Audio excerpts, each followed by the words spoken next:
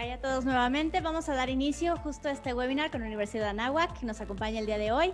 Abordaremos temas relacionados a las herramientas educativas de enseñanza, aprendizaje a distancia, así como el contexto actual de la educación, aprendizaje escolar y universitario, gamificación, storytelling y aprendizaje basado en evidencias y proyectos.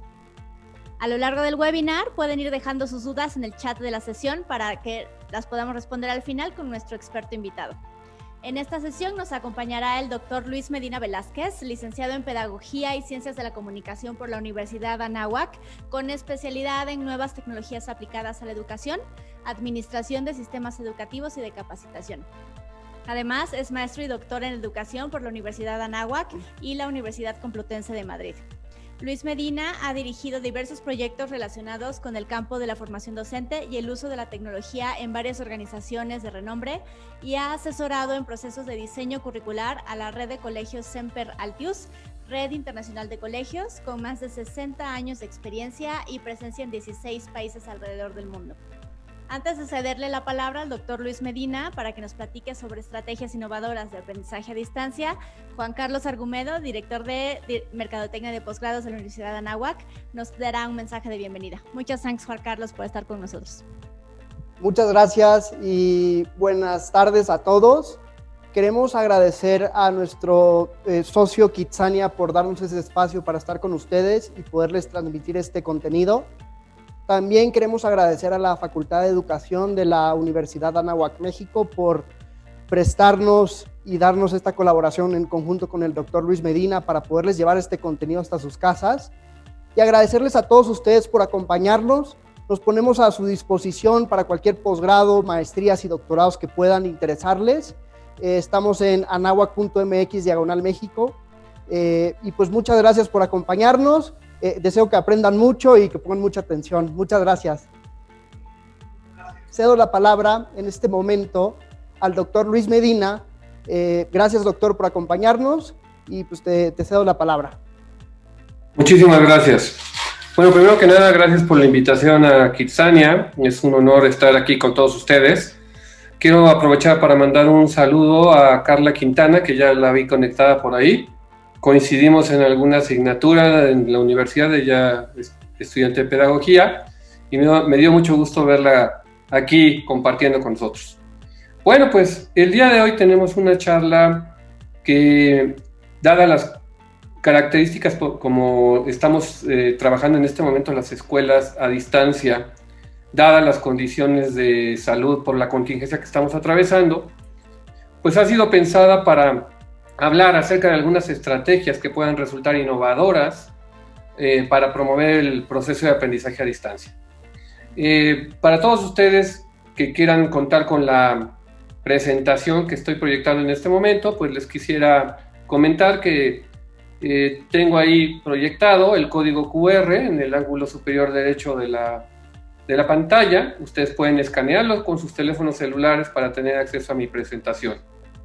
Bueno, pues vamos a dar inicio, vamos a comenzar platicando acerca del propósito que buscamos abordar en esta tarde.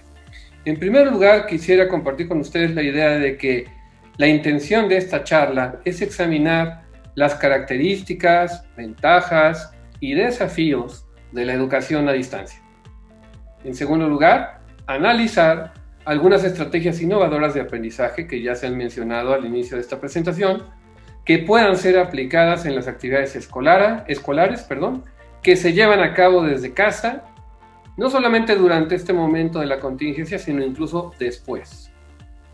Entonces, ¿cuáles van a ser los 4 grandes temas de los que vamos a hablar el día de hoy? En primer lugar, vamos a platicar acerca de la sacudida que nos hizo reinventar la escuela, todo esto que estamos viviendo hoy en día por la contingencia de salud. En segundo término, vamos a platicar o tratar de responder a la pregunta: ¿qué aprendizajes nos ha dejado la educación en casa? ¿Y cómo los podemos aprovechar para poderlos optimizar ahora que regresemos a la nueva normalidad educativa? En tercer punto de esta charla tiene que ver con las estrategias educativas innovadoras de las cuales vamos a platicar. Vamos a ver algunos ejemplos, sus propósitos, características y algunas recomendaciones para aplicarlas. Y finalmente, vamos a tratar de responder a la pregunta de ¿por dónde comenzar? Bueno, pues este es el viaje que les ofrezco, que les propongo. Comenzamos, vamos a ver qué les parece. Vamos a iniciar con la sacudida que nos hizo reinventar la escuela. ¿Qué duda cabe que efectivamente el 2020 nos ha traído un nuevo mundo inesperado? Ninguno de nosotros nos imaginábamos que el 2020 iba a estar caracterizado o marcado por la complejidad, la incertidumbre, la ambigüedad, la volatilidad y la rapidez. ¿Esto qué quiere decir? Estamos viendo en estos momentos una situación inédita. Ya se había presentado, hace varias décadas con la famosa fiebre española, pero nadie se esperaba que en el 2020 pues esta situación volviera a hacerse presente. De lo único que tenemos en estos momentos certidumbre es que todo cambia, que todo es ambiguo, que todo está en constante cambio acelerado. Y entonces pues no ha quedado más remedio a las escuelas que adaptarnos a esta nueva pues vamos a llamarle normalidad educativa, y hemos tratado de hacer importantes esfuerzos para poder mantener funcionando nuestros colegios. A mí me gustaría compartir con todos ustedes esta frase, primero la del Homo Faber. Desde que el hombre apareció en la faz de la Tierra, se dio a la tarea de construir herramientas. Pensemos en el hombre prehistórico, cualquier tipo de herramienta para protegerse de los animales, para cazar, para sembrar, eventualmente para construir sus chozas, etcétera, etcétera. Desde que el hombre apareció en la faz de la Tierra, pues se ha dado a la tarea de fabricar herramientas, en otras palabras, tecnología. Y la tecnología nos ha venido acompañando desde tiempos inmemoriales hasta la actualidad. Esto ya se decía incluso en la antigua Roma. Lo dijo Apio Claudio el Ciego, que era un censor romano muy reconocido. Y esto nada más que cierto se hace presente hasta nuestros días. Hoy día estamos viviendo la cuarta revolución industrial. ¿Eso qué implica? Recordemos rápidamente cuáles fueron las tres anteriores revoluciones industriales. La primera tuvo que ver con la introducción o la incorporación de la máquina de vapor en los procesos de producción. La segunda tiene que ver con la incorporación de la luz eléctrica, que también apoyó todos los procesos productivos.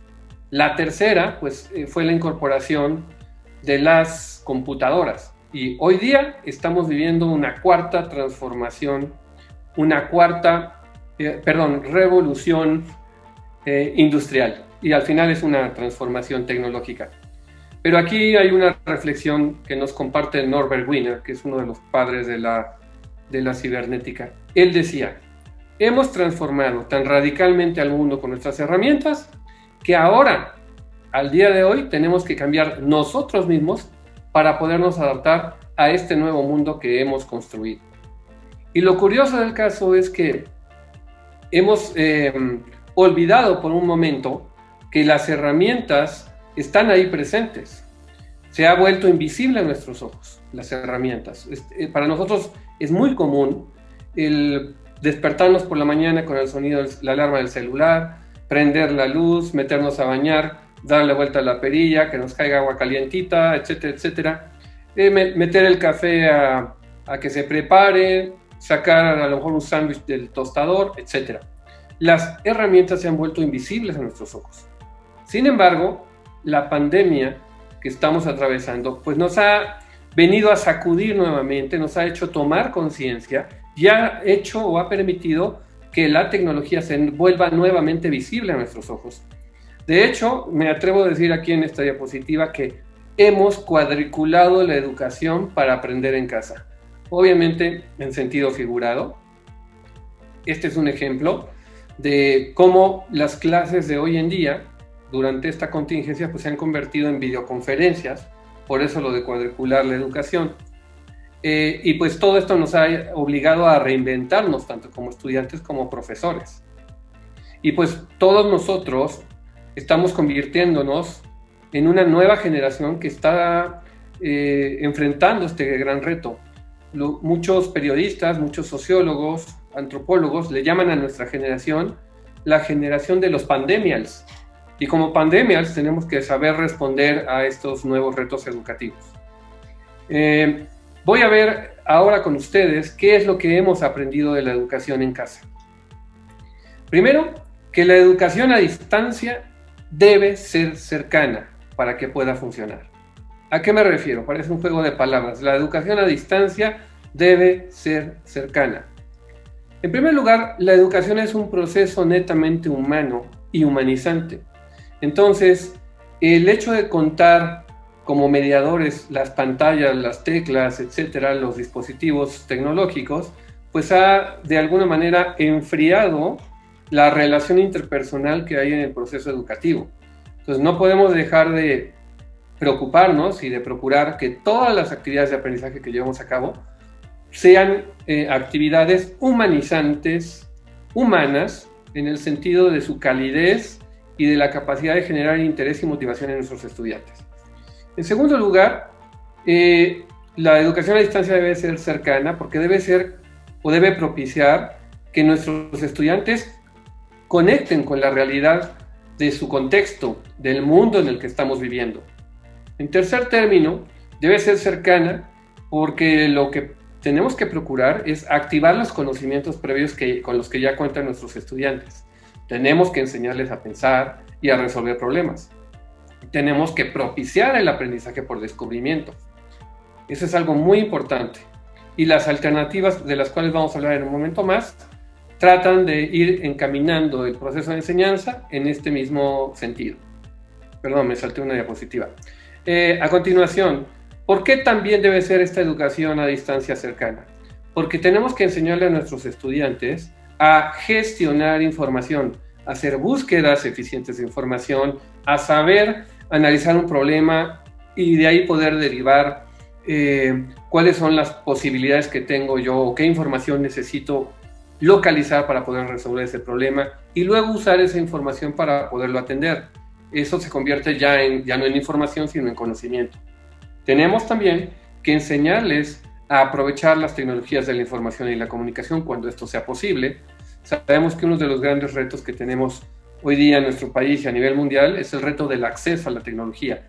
Tenemos tantos contextos educativos tan diversos que no todo el mundo tiene este acceso.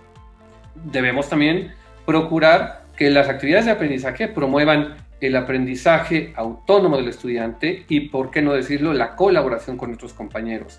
Es decir, la colaboración a distancia, aún estando pues separados físicamente. Y por otro lado, ofrecer una retroalimentación clara, certera y oportuna. Bueno, pues todo esto es lo que hemos venido aprendiendo con la educación a distancia que nos ha llevado a llevar a cabo actividades desde casa, actividades escolares desde casa.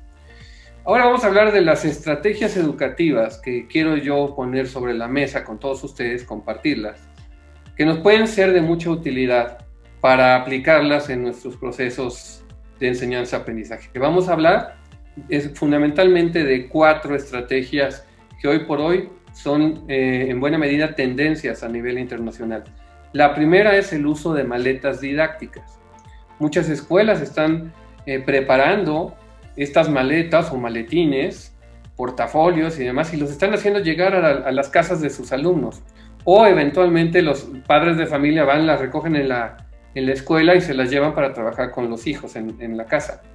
Vamos a hablar también del aprendizaje basado en proyectos, esta metodología donde aprendemos haciendo, lo que buscamos es aprender haciendo. Vamos a hablar del storytelling y de la gamificación, que son 2 metodologías que nos van a ayudar a propiciar la creatividad y la motivación y el interés de nuestros estudiantes. Y por último vamos a dar algunas recomendaciones de por dónde comenzar. Bueno, para iniciar quisiera yo platicar con ustedes acerca del origen de las maletas didácticas. Las primeras maletas empezaron a usarse, según está documentado en algunos ámbitos de la literatura pedagógica, por ahí del año 2000. Estamos hablando de alrededor de 20 años atrás. Y les voy a platicar la primera experiencia de las maletas didácticas. Pues resulta que una profesora de origen japonés, de nombre Fumiko Ishioka, la tenemos ahí en esta diapositiva, es la persona que está abajo, en el círculo que está en la parte inferior. Ella era profesora de secundaria y se dio a la tarea de enseñar historia. Resulta que se enteró que en su escuela había muchos casos de bullying, de acoso escolar entre iguales. Entonces ella pues dijo, ¿de qué manera logro hacer consciente a mis estudiantes de que pues estas prácticas no son para nada buenas, promueven antivalores, discriminación, etcétera, etcétera? Y entonces se le ocurrió que como estaban revisando pues algunos temas de historia universal, los iba a invitar a visitar el Museo del Holocausto de Tokio. Se fue en una visita guiada con todos sus estudiantes y a lo largo de la visita por el museo se encontró una maleta. Y esta maleta tenía escrita sobre su parte superior un nombre, el nombre de Hannah Brady. Y venía también otra frase, decía, huérfana, 16 de mayo de 1931. Esta maleta causó tal curiosidad por parte de los estudiantes que la maestra pidió permiso al Museo del Holocausto de Tokio que pudieran llevarse la maleta como una especie de exposición itinerante al colegio. Y entonces la maleta se convirtió en una maleta viajera que llegó hasta el colegio de la profesora Fumiko Ishioka. ¿Qué sucedió con la maleta? Pues obviamente el museo encargó a un curador del museo, el que pudiera ir a presentar la maleta, y lo que hicieron junto con el curador fue abrir la maleta e ir sacando cada uno de los elementos que contenía. Y ahí se dieron cuenta que había ropa de una niña, de una menor de edad, había también fotografías de la familia, peines, artículos personales y entre otras cosas, también un peluche. Y después de investigar más a fondo, la profesora Ishioka pudo investigar acerca de lo que fue del futuro de esta niña. Esta niña, desafortunadamente, junto con su familia, fue trasladada a los campos de concentración. Ella vivía en la República Checa. Cuando llegan los nazis, trasladan a toda la familia a Auschwitz y ahí, pues desafortunadamente, la mayor parte de su familia fue exterminada con la cámara de gas. Sin embargo, en esta familia hubo un sobreviviente, su hermano George. La profesora Ishioka trató por todos los medios, embajadas, etcétera, de localizar a George Brady. Ahí la tenemos fotografiada con él, al lado de la foto de Hannah. Este señor de pelo cano es George Brady, el sobreviviente. Y entonces se dieron a la tarea, con apoyo de una fundación, de llevar esa maleta itinerante por distintos colegios de todo el mundo. Incluso llevaron la maleta hasta Canadá, donde George Brady vivía. Obviamente había inmigrado a Canadá huyendo del nazismo, y esta maleta pues recorrió todo el mundo y se hizo famosísima. Se hicieron, entre otras cosas, un programa de radio acerca de la maleta de Hannah, un libro, que es el que tenemos proyectado ahí con la foto de Hannah, una obra de teatro, etc. Y entonces muchos museos tomaron este modelo para poder replicar la experiencia y poder utilizar maletas didácticas para educar en cualquiera de los campos del conocimiento. ¿Qué son, en términos generales, las maletas didácticas? Son recursos educativos que no solamente son utilizados por los museos, también zoológicos, casas de cultura, hospitales, ¿por qué no?, fundaciones, etc. ¿Y qué hay en su interior?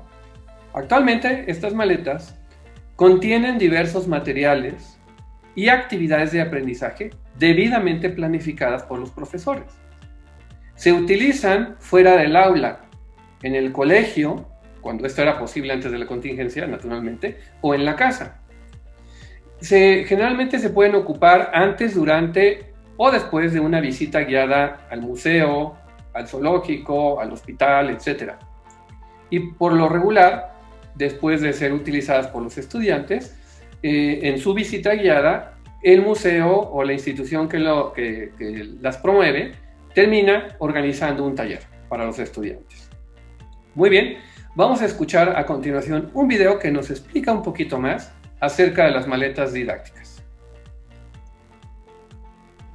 Esta es una maleta didáctica y es uno de los materiales que desde el museo ofrecemos a los profesores para que trabajen previamente a venir al museo. Os aconsejamos que la utilicéis, ya que es importante para que los alumnos se familiaricen con la actividad y con el visionado de imágenes artísticas. Una de las cosas que podéis hacer con ellos es animarles a que descubran qué es lo que hay dentro. Posiblemente alguno de los alumnos comente que hay cuadros y en realidad hay algo muy similar. Hay representaciones de cuadros del museo, así como otros elementos que os van a ayudar a la hora de realizar la visita al museo. Todas las maletas didácticas contienen una guía de uso, como esta de aquí, donde se os facilita una serie de propuestas y actividades para que podáis trabajar en el aula. Nosotros os recomendamos que la utilicéis y elijáis una u otra en función de las necesidades de vuestros alumnos. Todas las maletas didácticas contienen un juego de diapositivas. Se trata de una serie de reproducciones de cuadros del museo que no se van a ver durante el recorrido por las salas. Han sido elegidas por una afinidad o bien estética o bien formal con los cuadros que sí que van a ver los alumnos cuando vengan al museo. Nosotros lo que os recomendamos es que trabajéis con ellas, que las veáis todos juntos y que habléis sobre las obras de arte. El objetivo es precisamente el hacer familiar a estos alumnos el hablar sobre ello. Hablar de arte no es tan diferente a hablar de otra cosa. Por ejemplo, cuando vemos una ilustración de un cuento, se pueden producir una serie de evocaciones, de preguntas, de respuestas, y eso es precisamente lo que nosotros buscamos con los alumnos ante una obra de arte. En la guía de uso, que podréis encontrar en las maletas didácticas, se os ofrece una serie de propuestas y actividades para que podáis realizar partiendo de estas diapositivas. Muy bien, pues acabamos de ver esta propuesta que hace un museo español para incorporar las maletas en actividades artísticas. Sin embargo, sí que quiero recalcar que las maletas pueden ser trabajadas para abordar cualquier temática, no solamente arte. Ciencia, historia, lengua, matemáticas, civismo, educación física, lo que se nos... más que lo que se nos ocurra, lo que necesitemos.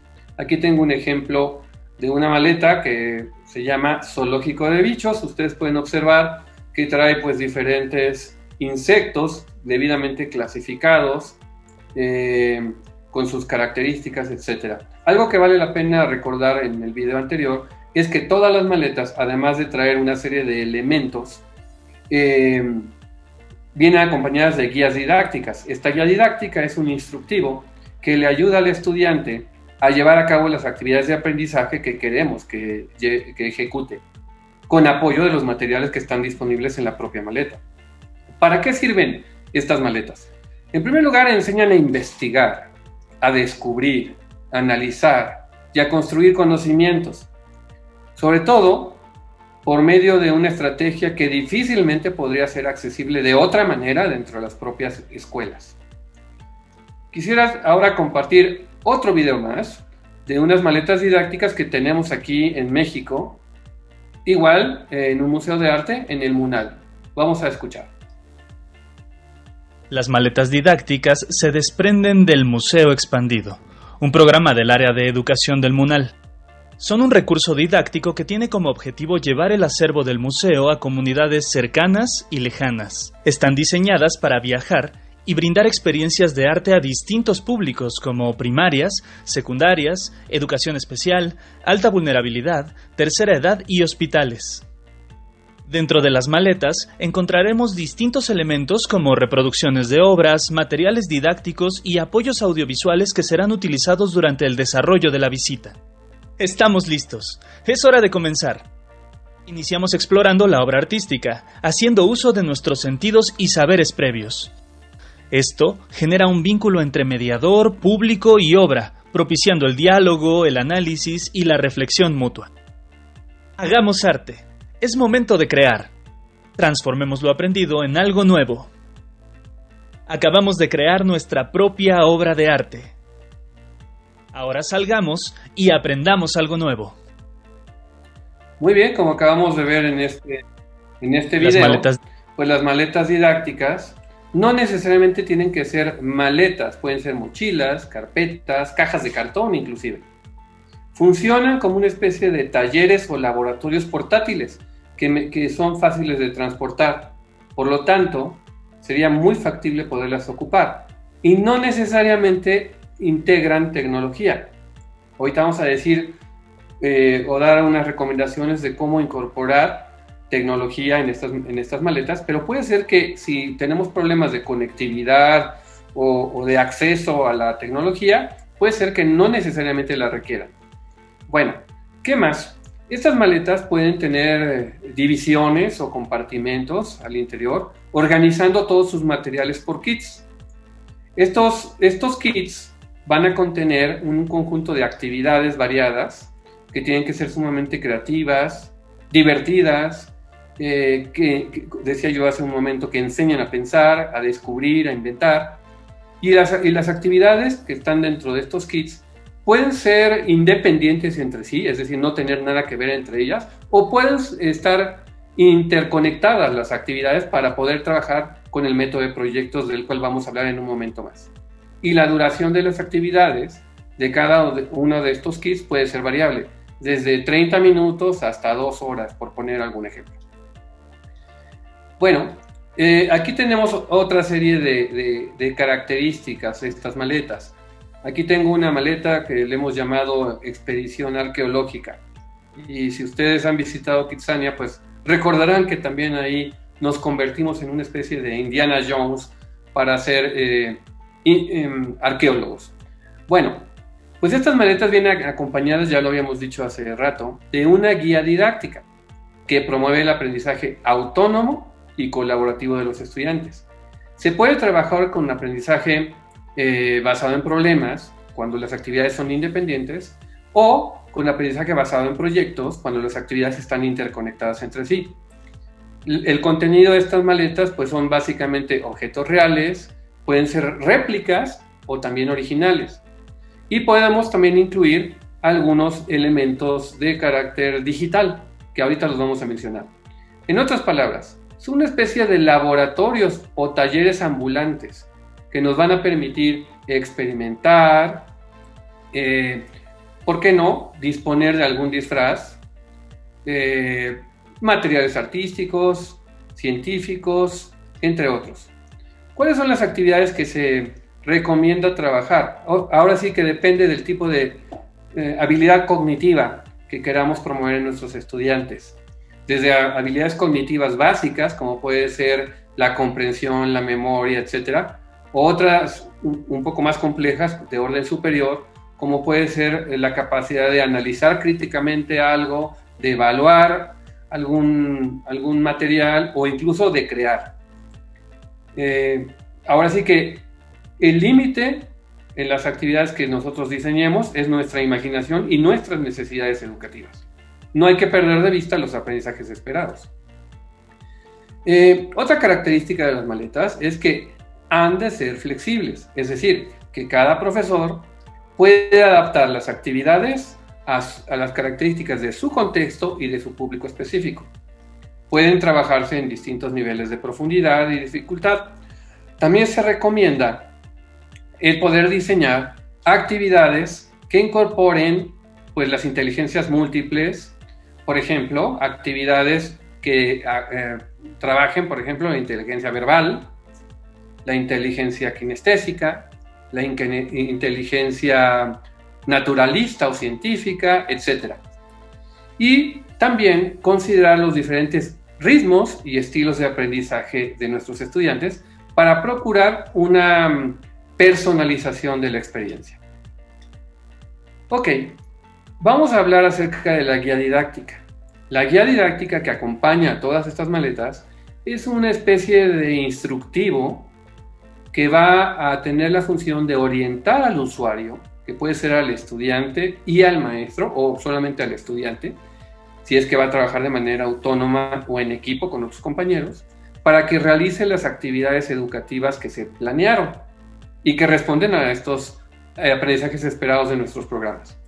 En general, ¿qué contienen estas guías didácticas? Contienen la presentación de la maleta, los objetivos o propósitos educativos que persigue, las actividades que estamos planteando para que se lleven a cabo, el conjunto de recursos reales que le vamos a proporcionar al alumno a manera de laboratorio o de taller, o también pueden estar acompañadas de recursos virtuales. Se me ocurre, por ejemplo, en CD o en USB, donde podamos proporcionarles a nuestros estudiantes archivos con plantillas de trabajo que pueden ser hechas en Word, PowerPoint, etc.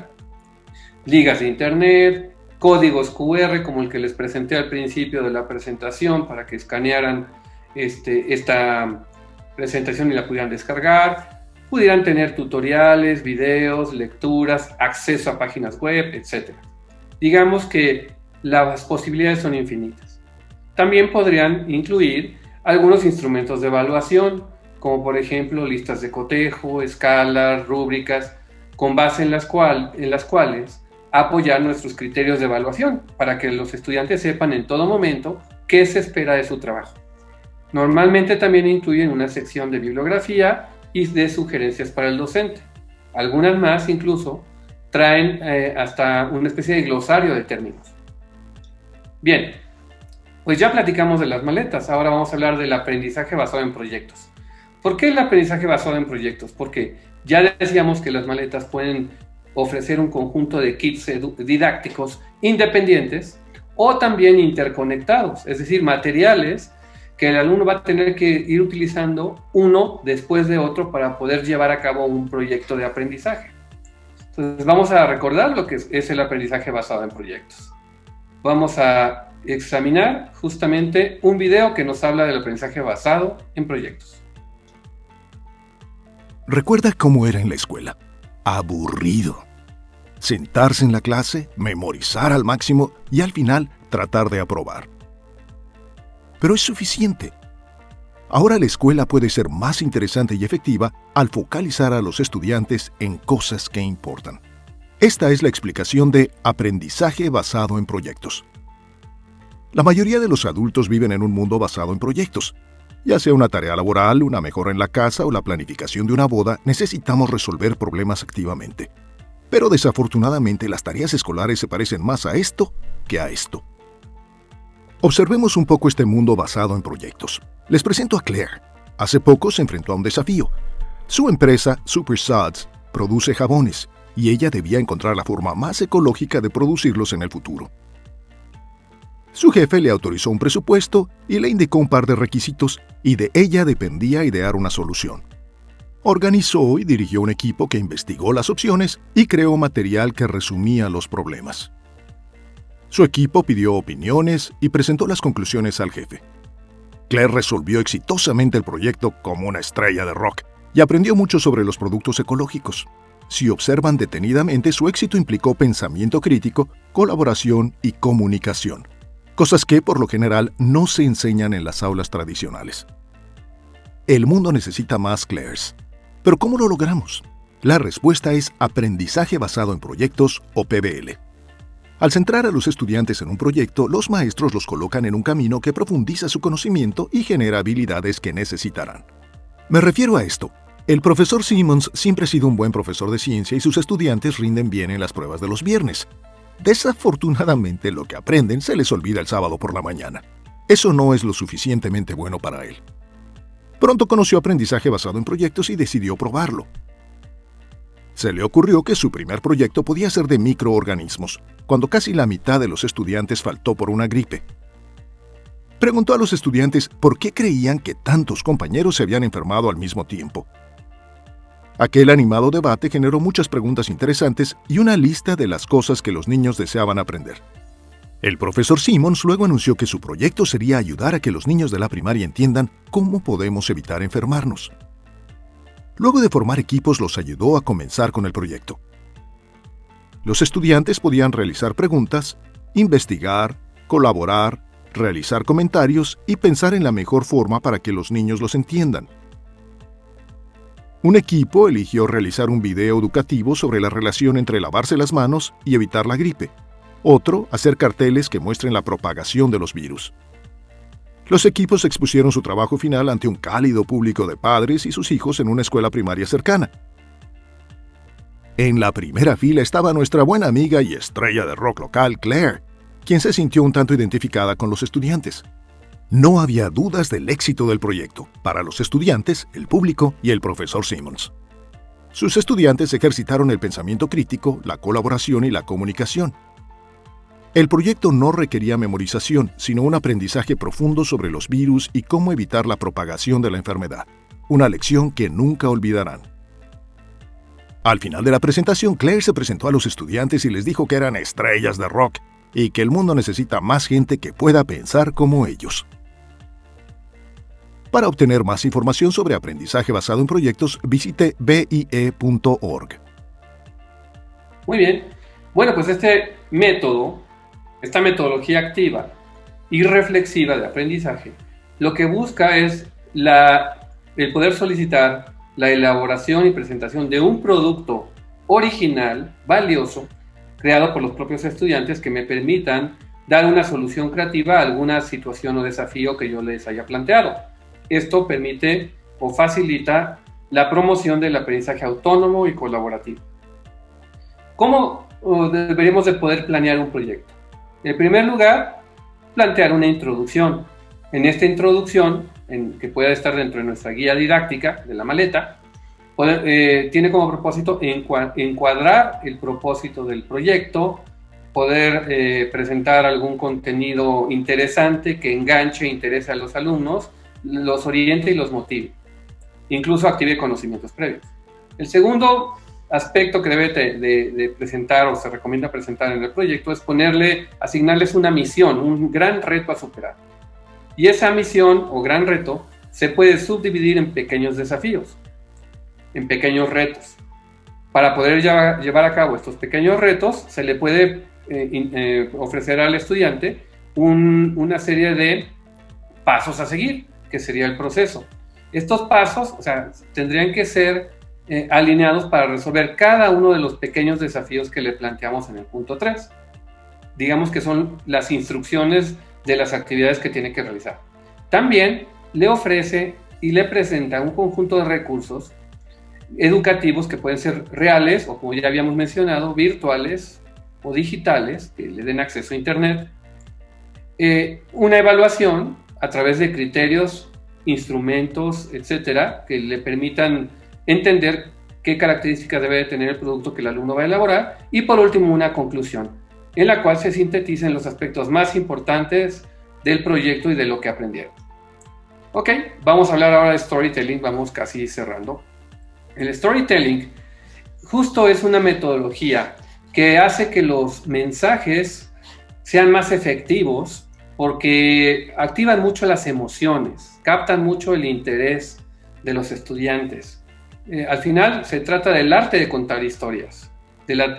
Si pensamos en nuestros antepasados, pues prácticamente el aprendizaje era por vía oral y sabemos que siempre que nos cuentan historias, ¿quién no ha tenido un abuelo o una abuela que le ha platicado historias interesantes y ha quedado enganchado y maravillado con esas historias? Bueno, pues el storytelling es esta metodología de poderle presentar de manera original un proyecto a un estudiante a través de una historia real o inventada por nosotros. Incluso puede ser un cuento, o puede ser basada en una novela o en una película, o tomada de una noticia obtenida de la prensa o de la televisión. La intención de esta metodología es promover la creatividad, la solución de problemas, la comunicación y la colaboración. Les quiero proponer un modelo para incorporar el storytelling en la educación, el modelo Pixar, que todos conocemos, esta casa productora que fue responsable pues de la creación de muchas películas muy famosas, ¿no? Entre ellas la de Buscando a Nemo. Entonces, ¿qué propone Pixar con respecto a cómo debemos de contar una historia? Pixar nos dice que el modelo ideal para contar una historia y poder enganchar a nuestro público se divide en 3 actos. El primer acto consiste en presentar a los personajes en su mundo, con toda la rutina a la que están acostumbrados de manera normal, hasta que se nos hace presente un evento que anuncia el conflicto de la historia. En el caso de Buscando a Nemo, acuérdense que Nemo era este pez payaso que vivía junto con su papá en una anémona y que tenía un defecto físico, tenía una aleta más pequeña que la otra, y tenía un papá sobreprotector, no le permitía alejarse mucho de la anémona, y para probarle que él era suficientemente apto para sobrevivir en el mundo hostil del mar, se acerca a la superficie del océano y es capturado por un buzo, y ahí empieza toda la historia. En el segundo acto que nos propone el modelo Pixar de storytelling, le han denominado La Jornada. Se trata del conjunto de sucesos y de obstáculos que se le van presentando al protagonista para poder superar el gran reto del cual sucedió todo, ¿no? En este caso, Marlin, que era el papá de Nemo, va en búsqueda de su hijo porque ha sido raptado por un buzo y se lo llevó a vivir a una pecera en Australia. Y entonces, la jornada consiste en el conjunto de los obstáculos que Marlin tiene que solventar para poder llegar a rescatar a Nemo. Y es donde encuentra a su amiga Dory. El tercer acto de la historia se llama El Cambio, de este modelo de Pixar. Y consiste en presentar a los personajes ya una vez que resolvieron el conflicto que desencadenó toda la historia, pero ahora transformados, siendo de alguna forma una mejor versión de ellos mismos. Ya resolvieron el conflicto y ahora ya se transformaron, son mejores y pues comunican y transmiten un mensaje educativo positivo a la audiencia. Ese es el modelo Pixar de contar historias. Muy bien, entonces, ¿cómo podemos, al final vamos a ver cómo integrar todo? Recordemos, ya vimos lo que son las maletas didácticas, el aprendizaje basado en proyectos y el storytelling. La idea es poder contar una historia que sirva como eje conductor para llevar a cabo un proyecto que nos permita utilizar todos los materiales que hay dentro de las maletas didácticas. Por ejemplo, en el caso de este cuento o de esta película de Pixar, de Buscando a Nemo, podemos incorporar muchísimos temas para trabajar proyectos, como por ejemplo, cuestiones de biología, ecosistemas, geografía, valores, etc. Ahora vamos a hablar de la gamificación, para cerrar casi ya con el tema de cómo comenzar a trabajar nuestras maletas. La gamificación es una metodología que también enseña a pensar y enseña a realizar cosas, aprender haciendo. ¿Qué características tiene esta metodología? Incorporar algunos elementos o principios de los juegos, enseñar a través del pensamiento estratégico, el trabajo en equipo, la creatividad, la motivación y el interés. Existen un conjunto de fundamentos que nos permiten pensar en cómo podemos integrar la gamificación en los procesos de enseñanza-aprendizaje. Los elementos lúdicos pues, se refieren específicamente a las mecánicas de los juegos, el propósito de un juego, las reglas del juego, las restricciones que le vamos a poner a los juegos que pueda haber dentro de la maleta, del tiempo, recompensas, penalizaciones. El storytelling pues, es toda la parte emocional. Acuérdense que la emoción es el pegamento del aprendizaje. Luego tenemos la parte instruccional, que ahí es la parte pedagógica o didáctica, donde aparece la metodología de aprendizaje basado en proyectos. Y por último, pues algunas otras metodologías que también pueden ser útiles, como el aprendizaje colaborativo, la solución de problemas, etc. Y para incorporar juegos en nuestra maleta, podríamos pensar en transformar algunos de los juegos que ya conocemos con un propósito educativo. Por ejemplo, Jeopardy para enseñar a repasar una clase, los contenidos de una clase. Adivina quién para aprender sobre los héroes de la revolución. Serpientes y escaleras para enseñar ética o valores. Maratón para hacer un examen rápido sobre literatura. Angry Birds para explicar conceptos de física, específicamente de tiro parabólico. Los ejemplos son infinitos. ¿Cómo comenzamos? Pues básicamente la recomendación es seguir estos 6 pasos. Primero, analizar los aprendizajes esperados que queremos trabajar con los estudiantes. Segundo, definir las evidencias de logro o los entregables, los productos que el alumno me va a tener que crear a lo largo del proyecto. Tercero, y obviamente son evidencias de esos aprendizajes esperados. Tercero, seleccionar y construir un storytelling que resulte atractivo, adecuado al nivel de nuestros estudiantes. Cuarto, formular la misión, acuérdense de la metodología de proyectos, ese gran desafío y los retos a superar o vencer, las actividades. Incorporar pues algunos elementos de los juegos que pudieran ser necesarios para enriquecer la experiencia y hacerla más divertida. Y por último, crear los materiales que se van a utilizar en la maleta. Esos serían los 6 pasos. Vamos a ver, para cerrar, un ejemplo de una maleta que se está trabajando en un colegio en la ciudad, me parece que es Bogotá. Permíteme, déjenme encontrar aquí exactamente donde quiero empezar. Ahí está. Vamos a escuchar. Estas maletas incluye 8 juegos didácticos. Nosotros utilizamos el juego como estrategia pedagógica para potenciar esas 2 características pedagógicas, la interacción y lo significativo. Vamos a ver a detalle la maleta de bioquímica.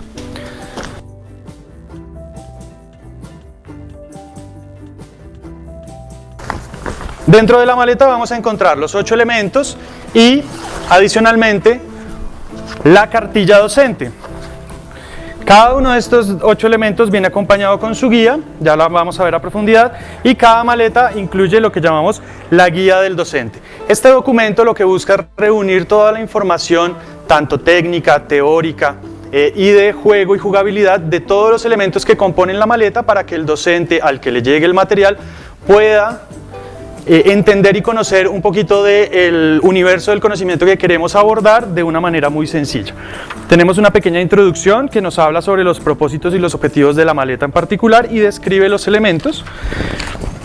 Los propósitos pedagógicos y unas definiciones muy concretas acerca de juego, juguete y material didáctico, sus diferencias entre cada uno de estos 3 conceptos, y un pequeño apartado acerca del diseño transparente. Hay que recordar que uno también de los objetivos de este material es que sea fácilmente replicable. ¿Esto qué quiere decir? Que por eso los materiales que están pensados para su desarrollo, tanto como gráficos como objetuales, son de fácil acceso en cualquier lugar del territorio nacional y pueden ser replicados y construidos con los materiales de los lugares a los que la maleta llegue. Es por eso que dentro de la maleta también incluimos los planos técnicos para que cualquier persona pueda fabricarlo, replicarlo y recontextualizarlo para sus propios intereses pedagógicos. Dentro de la maleta, dentro de la cartilla vamos a encontrar una descripción de los 8 elementos, cuál es el tema principal que toca cada uno de estos elementos. En este caso la maleta que estamos viendo es bioquímica, entonces vamos a encontrar temas como las proteínas, las células, el ADN, las biomoléculas, la genética, los biopolímeros y la célula en general. Como podemos ver, a cada uno de los materiales se hizo un diseño de personajes específico. Cada uno de estos personajes lo que busca es ambientar y generar cercanía con las personas que interactúan con el material, usando ya sea animales o personajes típicos de la región. En este caso tenemos las abejas, los ratones y una profesora de química, puede ser, o de biología. Entonces vamos a pasar a ver ahora el diseño de las guías. Este es un ejemplo de la guía de un juego que se llama ¿Qué tan abeja eres? Esta guía es una guía totalmente laminada, plastificada, quiere decir que va a resistir todas las condiciones ambientales a las que se pueda enfrentar y va a acompañar, es la que le va a dar el contexto general al uso del juego. Aquí vamos a encontrar una breve explicación acerca de lo que nos está contando y unas reglas muy sencillas que no superan entre 3 o 4 pasos la jugabilidad como tal del elemento. Y tratamos de involucrar siempre otros contenidos que sean transversales al tema principal que se está trabajando a manera de ¿sabías qué? Okay. Si ustedes gustan, vamos a abrir un espacio por el tiempo que hemos consumido para preguntas y respuestas del público. Digo, ¿qué más me gustaría poderles compartir más videos con ejemplos y demás? Pero creo que con esto hemos nos llevamos una idea bastante general de lo que pueden ser las maletas didácticas y estas metodologías. Adelante, entonces, quisiera preguntar a los organizadores de Kitsania, a mi parecer creo que tenemos 5 minutos para poder responder preguntas y con mucho gusto pues damos este espacio para las respuestas correspondientes. Entonces, si ustedes me permiten, estoy aquí abriendo el chat. Ajá, ok, perfecto. Muy bien, en un momento más vuelvo a presentar la portada de mi presentación para que puedan descargar el código, bueno, escanear el código QR y puedan con mucho gusto descargar la presentación, la subí en PDF. Ok, no sé si existe alguna pregunta. En el chat no detecto ninguna.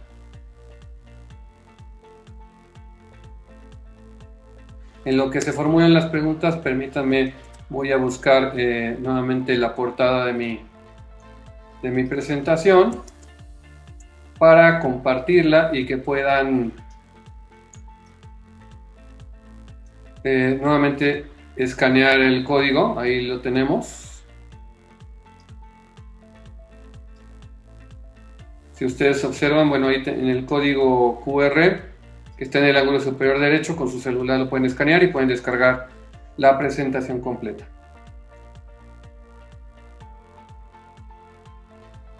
Muy bien, aquí ya tenemos algunas preguntas que vamos a tratar de responder en el tiempo que nos queda. Ok, la primera pregunta dice, ¿cree que los formatos híbridos presencial guión online son más efectivos que el formato tradicional? Esa es una muy buena pregunta. En definitiva, cada una de las modalidades de aprendizaje tiene tanto sus fortalezas como sus áreas de oportunidad. Obviamente, ¿qué es lo que ganamos con el trabajo online? Pues sobre todo la capacidad del aprendizaje autónomo. La idea de la educación a distancia es promover el que el alumno pueda aprender sin la necesidad de la presencia o el acompañamiento cercano del profesor, de forma que pueda autorregular su propio proceso de aprendizaje. Pero el reto, en este sentido, es que se necesitan estudiantes muchísimo más disciplinados, que sepan gestionar información y que puedan en un momento dado pues ser, por así decirlo, pues bastante autónomos para poder trabajar independientemente. Ahora, lo que se pierde en la educación a distancia pues es este ambiente de cercanía y de calidez que no lo vamos a encontrar pues más fácilmente en la educación presencial. Me voy con otra pregunta. ¿Cómo puedes identificar las habilidades o intereses profesionales de los niños a temprana edad? Bueno, es muy difícil poder hacer eso desde temprana edad. Creo que eso es un proceso a lo largo de la vida. Aún llegando a la preparatoria, lo sabemos, pese a los esfuerzos de orientación vocacional que se emprenden, pues resulta difícil el poder detectar estos intereses. Sin embargo, no puedo dejar de mencionar que sí existen personas que desde muy pequeñas son capaces de tener pues cierta predilección por algún campo del conocimiento, etcétera, ¿no? Hay gente que desde que era niño decía yo voy a ser maestro y efectivamente terminó estudiando para maestro. Entonces yo creo que ese es un proceso a lo largo de la vida, pero que puede ser estimulado justamente desde la infancia, luego la adolescencia y luego la juventud temprana, como pues acercando a los niños, a los adolescentes, al mundo real, entender un poco qué significa ser médico, qué significa y qué implicaciones tiene ser arquitecto, cuáles son los principales aportes de cada una de las profesiones, cómo es la vida de un arquitecto, a qué se dedica, porque muchas veces todas estas ideas de lo que son las profesiones son imaginarios y hasta que no nos acercamos a la realidad no tenemos una concepción muchísimo más clara y precisa. Y voy con la última pregunta por el tema del tiempo, a menos de que me indiquen lo contrario los organizadores de Kitsania. Dice, ¿Recomendaría las maletas didácticas solo para educación a distancia o también en escuelas?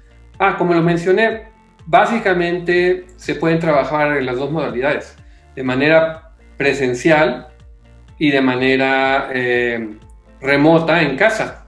De manera presencial, cuando regresemos a la escuela, y bueno, tengamos las condiciones para poder manipular los materiales, etcétera, etcétera, pues resultan muy útiles. Es una especie, lo decíamos, de laboratorio taller, donde el museo sale de la sala del museo y llega hasta la escuela. O el hospital, decíamos hace un momento. Imagínense cuando los hospitales también les han hecho un uso muy valioso a las maletas. Cuando tenemos niños que tienen alguna enfermedad crónico-degenerativa, como por ejemplo, y que de alguna manera les acaban de detectar un mal funcionamiento del páncreas, por ejemplo, porque tienen diabetes, el médico les puede otorgar, o el educador en salud les puede otorgar esta maleta para que en casa, en compañía de sus papás, abran la maleta y puedan descubrir qué es la diabetes, cuáles son las causas de la diabetes, cómo me tengo que cuidar para manejar mi diabetes, porque es una enfermedad incurable, qué tipo de alimentos puedo tomar, qué tipo de activación física tengo que llevar a cabo, etc. Entonces es un mecanismo, una herramienta valiosísima para poder trabajar en casa o en la escuela. Creo que las dos son muy válidas. Tengo otra pregunta, si me quiere decir por favor por el WhatsApp, Ana Perla, cómo vamos de tiempo, para ver si sigo contestando preguntas o vamos cerrando. En lo que responde, pues contesto esta otra pregunta. En relación al homeschooling, ¿cómo ve este concepto integrado a corto o mediano plazo en México? Bueno, el homeschooling. Bueno, ese es todo un tema. La verdad es que no está reconocido. Esa es una realidad. En nuestro país no está reconocido. Sabemos que muchos papás con esta contingencia han sacado a sus hijos de los colegios y han contratado, sobre todo en preescolar, a profesoras que vayan a sus casas a repasar con ellos, a enseñarles, etc. Sin embargo, no es un sistema reconocido en nuestro país. Sí existe, no puedo negar que sí existe. Existen